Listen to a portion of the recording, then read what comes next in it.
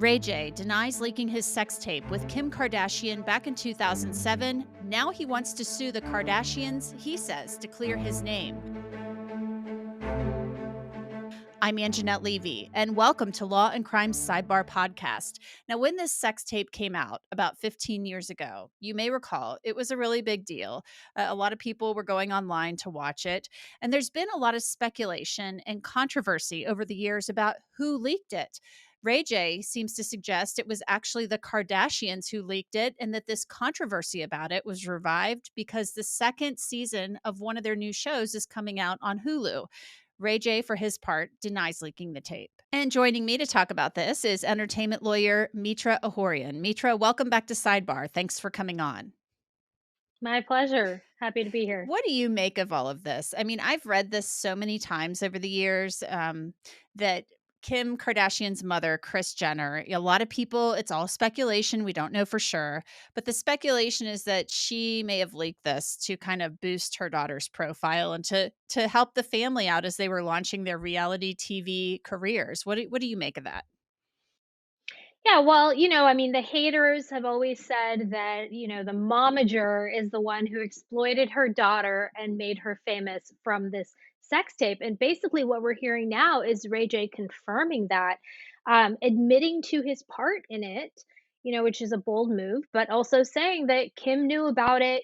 She always had the tapes. I never had the tapes. I kind of threw the idea out there, but she had the tapes and she went to her mom, and her mom orchestrated it and made it happen, and they both signed a contract. He claims to have copies of those contracts, and got it out there. And so, for this whole denial of the fact that this even happened, which is kind of interesting all these years later, bringing it up. I mean, I guess looking for drama and content for the Hulu show, with sort of this recycled narrative. It's really interesting that it's coming out now. And Ray J has a sister, a mom. He's very concerned about how this looks. About the possibility of him being the one completely orchestrating it. I got from this that he's saying, I say these things and there's crickets over there. They say nothing. To me, I was getting more from him that he's just like, I didn't do anything wrong.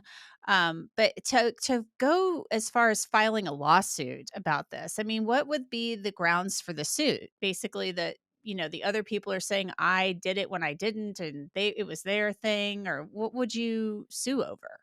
I mean, we're looking at another celebrity defamation lawsuit, which one of the things, the conversations we were sort of having around the Johnny Depp Amber Heard lawsuit, not to continue to harp on that one, but one of the conversations was really there aren't a lot of celebrity lawsuits for defamation because the standard is so high for a celebrity to establish defamation.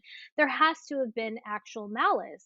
Whereas for an average person, they don't have to show that. They only have to show that the statement perhaps wasn't true and damaged their reputation. But in this case, he's saying that he can prove that it was a lie, that they knew it was a lie. And that's really the bar. So for him to really take any sort of legal action again takes, a certain level of confidence in being able to establish that they knew it wasn't true when they said it. But if he had any hand in it at all, like let's say he says, I floated the idea out there or what have you, but they had the tapes and they're the ones that actually put it out there. If he had any part in it at all, I mean, he doesn't really have a case, does he? I don't know. Yeah, I mean, I don't know if I agree with that because it's not the statement is not that that he didn't have a hand in it, right? So the statement is not that's not what he's saying here. He's saying that sure, I had a hand in it, but you guys did too, and you can't put the whole thing on me when you had a hand in it as well. And I think that's really the claim, and I think that that's a valid claim. It doesn't need to be the case that he had no part in it. So I guess I just don't understand. You're out in Hollywood, so explain to me how a mother, thinks it's a good idea to leak her daughter's sex tape. I mean, is that just seems like something that's on another realm to me. I mean, I can't imagine my mom doing something like that. Explain to me what the deal is, like the what goes into that thinking, that mindset. Yeah, certainly strange things happen in Hollywood, and certainly the prospect of fame makes people do a lot of crazy things. This is certainly something that's been criticized in Hollywood and outside of Hollywood. This is not something that, we in the entertainment community sort of endorse. Absolutely not. This has been the thing that has created a lot of hate around the Kardashian family, that, oh, your mom put out this sex tape. How could she do that? And she's, sort of orchestrating your fame and all her daughter's fame and all of that. But all of it really comes down to this one sex tape that Kim Kardashian got famous from a sex tape that her mom orchestrated the release of.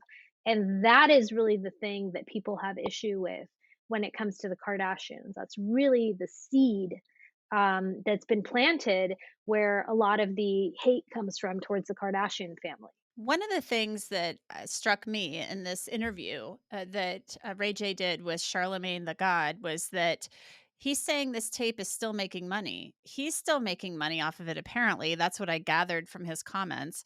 Kim Kardashian is still making money off of it. It's floating around out there. Somehow, I guess you get views on it and it makes money. Once this stuff is out there, it's out there forever. There's no getting rid of it. Yeah, and I think, it's important to note that's an important point that you made, is that they made money off of this, right? So according to him, they had these contracts, and and they were set to gain from the release of this tape, and there's obviously some sort of ongoing royalty if in fact they're still making money off of it. So the fact that we have Ray J, who had a hand in this, who's saying he had a hand in this, revealing this information, I think adds to the credibility of the story. I just can't imagine, it's so bizarre to me. I guess it takes a lot for me to wrap my head around this. The fact that a mom would leak the sex tape, plus you've got this guy and he knew it was being taped. They all knew it was being taped and that there are contracts about this. Um, this is not typical stuff in Hollywood, is it? I mean, I remember when Pamela Anderson and Tommy Lee, their sex tape was leaked before this, and that was a pretty big deal. I mean, there have been these sex tapes that have been leaked all over the place of different celebrities. Why on earth does anybody ever think that's a good idea? Yeah, with Pam and Tommy, I mean, very different scenario where they were really devastated by it. This is something that was stolen from their safe and leaked. Very different from, and they were already, very well known at the time. Kim Kardashian certainly ran in celebrity circles and kind of these socialite circles, but not, clearly not to the level of now. So if that was, if that was a goal, this is not something that you see. People do crazy things for fame, but I don't think that you see, this sort of this level of sexual exploitation from a sex tape being released. And what's even more egregious, I think, if this fact is, in fact true, the fact that there was this second tape, the Santa Barbara tape, that the mom had her and Ray J redo because the first one was maybe not good enough and they could have done better. That ended up not being the tape that was released. Again, according to Ray J, we'll see if all of this comes out or not. But there was apparently the second tape, that again was orchestrated by Kris Jenner Kardashian. So, one thing that's really bothering me about this too is the fact that I guess in this new series that the Kardashians have out there on Hulu and Disney Plus, Kim Kardashian's son, he's a little kid, Saint, found a link to it on the internet. I mean, come Oh, on. that's And that for a television show that's so exploitative, I mean, it's just like, this is a child. I haven't seen it yet. What happens when he finds the link? I'm just reading What? about it. I don't watch Kardashian Okay, shows. Sorry, that's like, I Mitra. was I'm the thinking, what happened? I guess I need to do more research, but I don't really watch Kardashian television shows for, confession. Sorry guys, but it just seems like a little much to me. It is much, and I think what's interesting is they're sort of trying to bring up all of these things that they've been criticized for throughout the years, right? The orchestrating, of Kim Kardashian's mom orchestrating. I keep saying orchestrating because this really is like her putting together this career for all of the daughters. So that's coming up.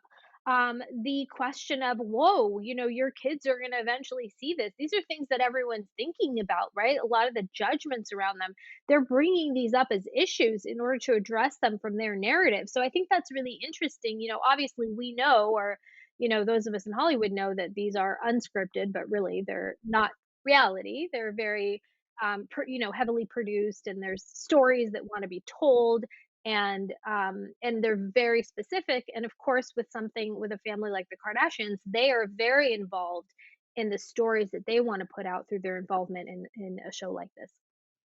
Well, we'll keep an eye on it. Mitra Ahouraian, entertainment lawyer out of Los Angeles, thanks so much for coming on as usual. My pleasure. And that's it for this edition of Law and Crime Sidebar podcast. It is produced by Sam Goldberg and Michael Deininger. Bobby Szoke is our YouTube manager. Alyssa Fisher handles our bookings, and Kiara Bronson does our social media. You can listen to Sidebar on Apple, Spotify, Google, and wherever else you get your podcasts. And of course, you can always watch it on Law and Crime's YouTube channel. I'm Angenette Levy, and we will see you next time.